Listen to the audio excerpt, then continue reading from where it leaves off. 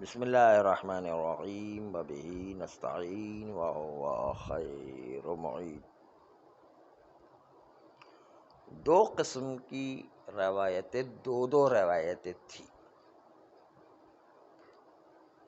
ایک قسم کی روایت کہہ رہی تھی کہ بیع عذرا حرام ہے، سخت ہے۔ دوسری قسم کی روایت بیع عذرا لا باس ہے، کوئی حرج نہیں ہے۔ دونوں قسم کی روایتیں تھی، دونوں طرف۔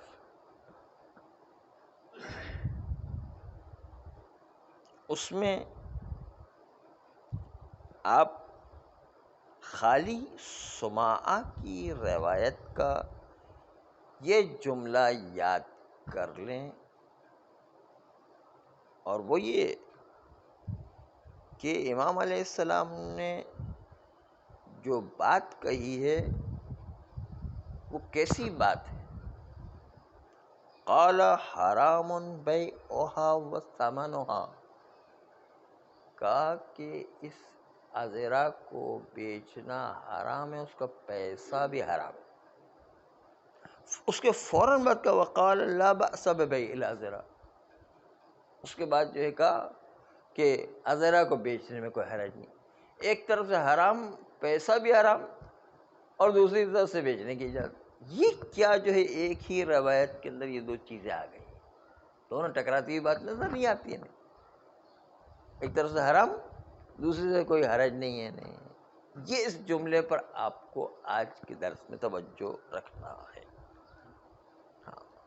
کہ یہ امام علیہ السلام کی روایت میں یہ کیا ٹکراؤ آ رہا ہے، اس ٹکراؤ کا کیا حل ہے۔ ایک ہی روایت ہے، اس میں دونوں میں ایک ہی روایت میں دونوں ٹکراؤ آ رہے ہیں، ایک ہی روایت میں دو ٹکراؤ آ رہے ہیں۔ یہ مسئلہ تو یہ ہے، سماع کی روایت ہے، اس میں ٹکراؤ آ رہا ہے نا، یہی اسی پر بحث کرنا ہے۔ ایک طرف سے کہا عذرا کو بیچنا حرام ہے، اس کے پیسے بھی حرام ہیں۔ دوسری طرف پھر آگے چل کے امام علیہ السلام کا لا باس ببیع العذرا، عذرا کو بیچنے میں کوئی حرج نہیں ہے۔ ہاں بالکل الٹا ایک دوسرے کا، تو ٹکرا رہا ہے۔ مطلب ایک طرف کا عذرا کو بیچنا حرام ہے، دوسری طرف سے کہا کوئی حرج نہیں ہے۔ ایک ہی روایت میں دو الفاظ آ گئے امام کے، اب کیا مطلب ہوگا اس کا؟ اس لیے آج کا مسئلہ یہی مسئلہ حل کرنا ہے کہ کیوں ایسا ہو گیا۔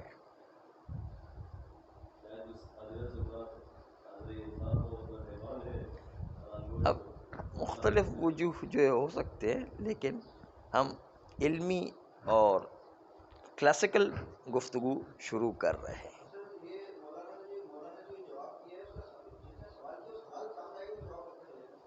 سوال تو آگے نا، سوال یہ تھا کہ سماعہ نے کہا میں ایک دن چھٹے امام کی خدمت میں بیٹھا تھا کہ ایک آدمی آیا، اس وقت میں وہاں پر حاضر تھا۔ اس نے کہا میرا کاروبار ہی عذرا بیچنے کا ہے، آپ کیا فرماتے ہیں؟ یہ اس نے سوال کیا۔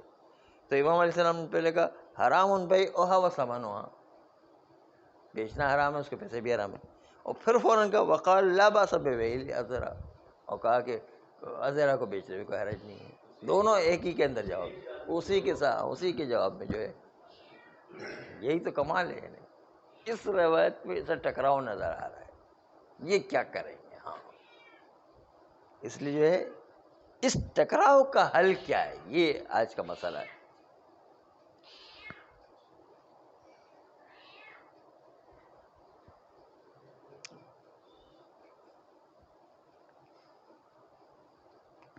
آئیے، ہم نے کہا تھا کہ آغاز سبزواری کا جمع کرنا سب سے بہتر نظر آتا ہے، کہ جواز والی روایت اس کو اپنی جگہ پر رکھیں گے اور حرام والی روایت کو کراہت پر حمل کریں گے۔ یہ وجہ جام تھا، ہم نے آخری میں پڑھا کہ حرام والی روایت کو کراہت پر حمل کرنے کے لیے جو کچھ قرائن ہمارے پاس موجود ہیں وہ آپ کے سامنے پیش کر رہے ہیں. پہلے حرام والی روایت میں ایک روایت تھی یعقوب ابن شعیب کی روایت،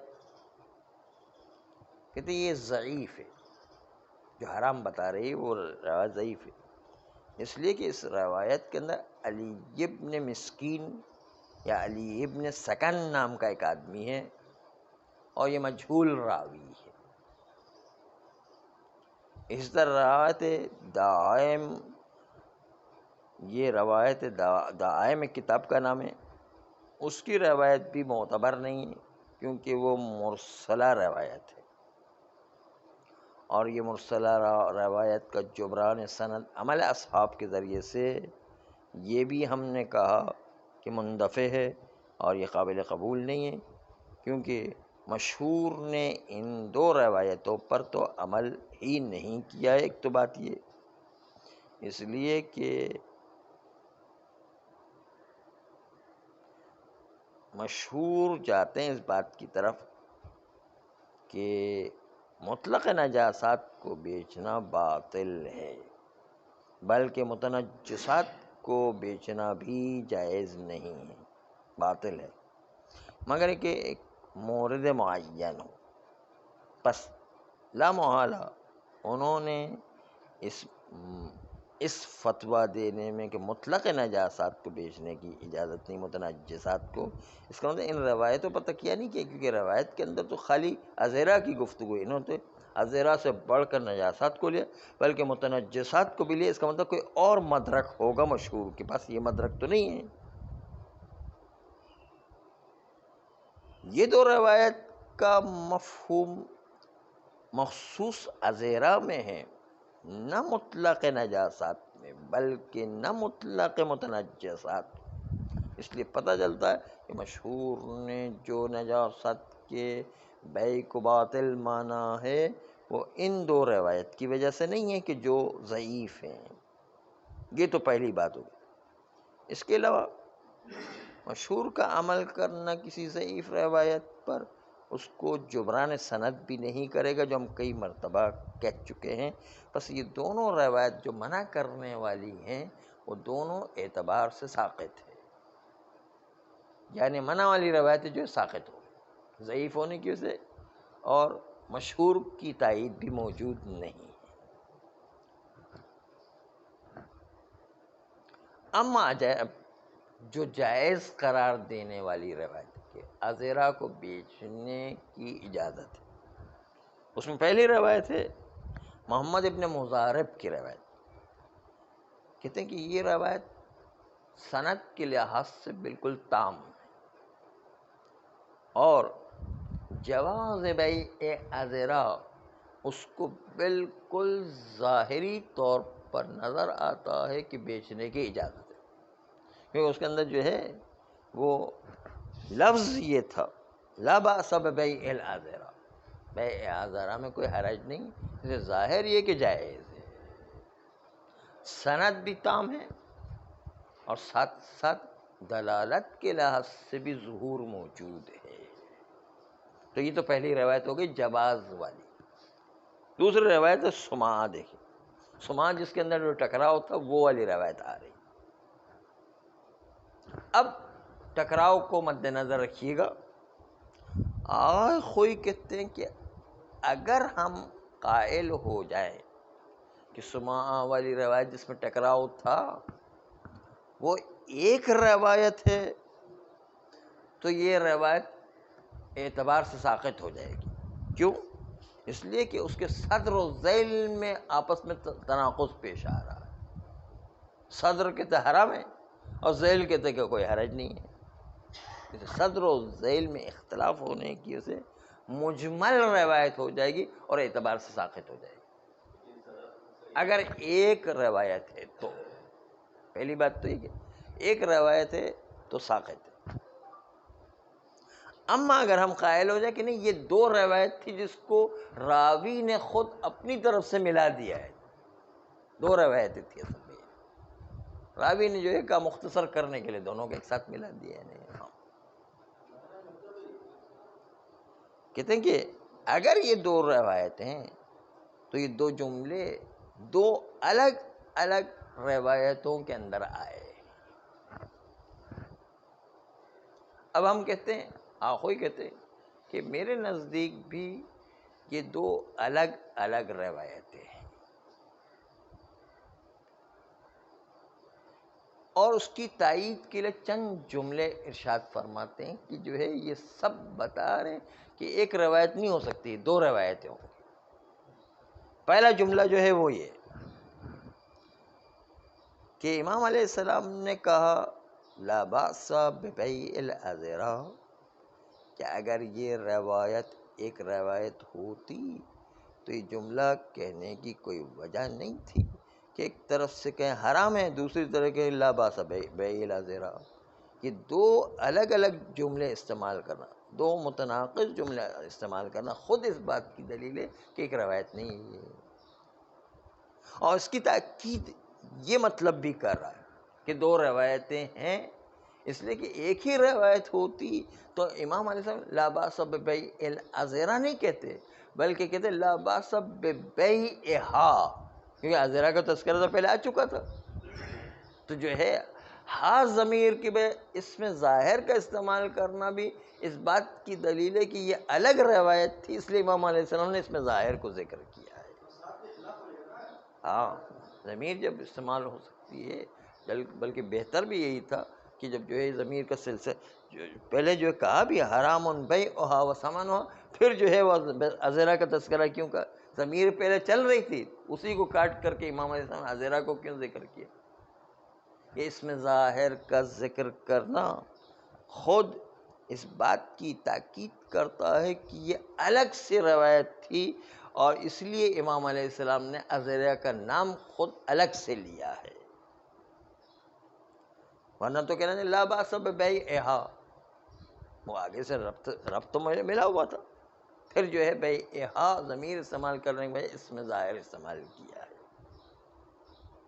بس یہ دو تائید سے پتہ چلتا ہے کہ روایت جو ہے ایک نہیں ہے، دو ہے. تو ظاہر یہ ہوا کہ دو روایتیں جو آپس میں ٹکرا رہی ہیں، اور مقتضائے جمع عرفی ان دونوں کے درمیان بھی یہ کہ منع والی روایت کو ہم لے کراہت کریں گے اور مکروہ کا ارادہ لیں گے حرام سے، بقرین لا باس ببیع العذرا، جو کہ ہر اس مورد میں کہ جہاں پر حرام اور نفی باس تعارض کر جائیں تو جمع کرنے جمع عرفی کا طریقہ یہی ہے کہ اس حرام کو کراہت پر ارادہ کیا جائے، جیسے کہ آغا سبزواری نے انجام دیا ہے. اما اگر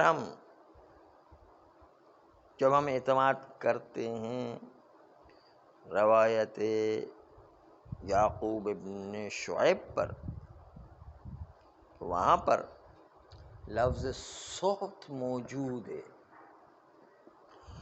لفظ سحت موجود ہے تو لفظ سحت آغا یعقوب ابن شعیب کی روایت میں کیسے لفظ سحت کو ہم کراہت پر حمل کر سکتے ہیں؟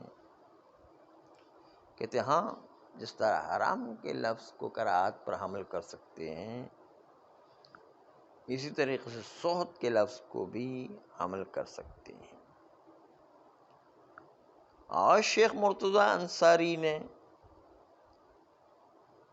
بعید سمجھا ہے کہ لفظ سحت کو کراہت پر حمل کیا جائے، کیونکہ وہ کہتے ہیں کہ سحت حرام شدید کو کہتے ہیں. آغا خوئی کہتے ہیں کہ نہیں، آغا شیخ انصاری کی یہ تحقیق صحیح نہیں ہے کہ سحت حرام شدید کو کہا جائے، بلکہ خود بہت ساری روایات میں ہم آپ کو دکھائیں گے کہ خود کراہت کے معنی میں لیا ہے. سحت خود متعدد روایات میں کراہت کے معنی میں لیا گیا ہے۔ آئیے چند روایتیں ملاحظہ کریں جس میں کراہت کے معنی میں صوت کو لیا۔ پہلی روایت ہے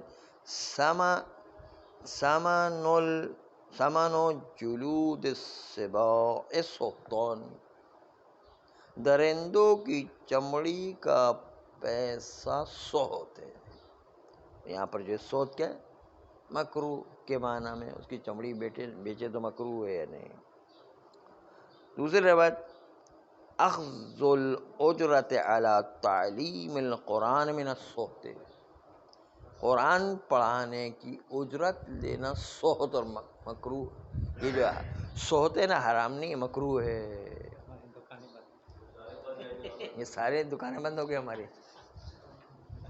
قرآن پڑھانے کی اجرت لینا سحت ہے، حرام ہے، مکروہ ہے۔ نہیں، قرآن پڑھانے کی اجرت مکروہ ہے، قرآن کی اجرت مکروہ ہے۔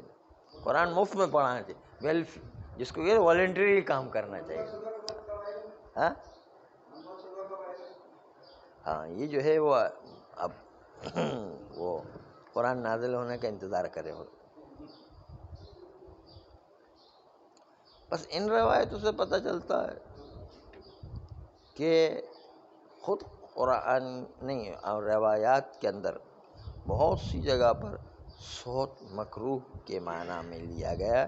ان میں سے ایک یہ بات بھی، ما یاخذ الحجام مع المشارطۃ صحت، وہ جو حجام اخذ کرتا ہے معاہدہ کرنے کے بعد وہ صحت ہے۔ اور علماء نے اس صحت کو شدید کراہت پر حمل کیا، اس لیے کہ یہ صحت والی جتنی روایتیں جواز والی روایت سے ٹکرا رہی ہیں، تو ٹکرانے کے نتیجے کراہت شدیدہ پر حمل کیا گیا ہے۔ صلی اللہ